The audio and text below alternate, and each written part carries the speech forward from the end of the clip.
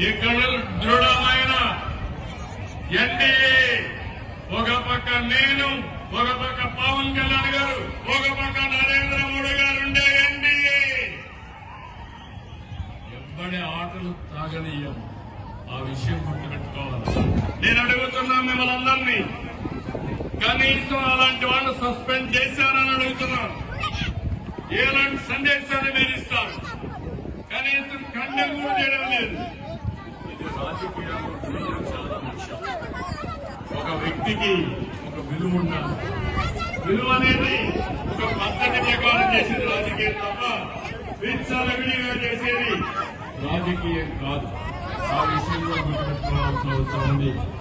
నేను ఫైనల్ గా మీ అందరికీ ఒకటే చెప్తున్నా, నేను అన్ని ప్రాంతాల అభివృద్ధి కోసం ఆలోచిస్తున్నాం.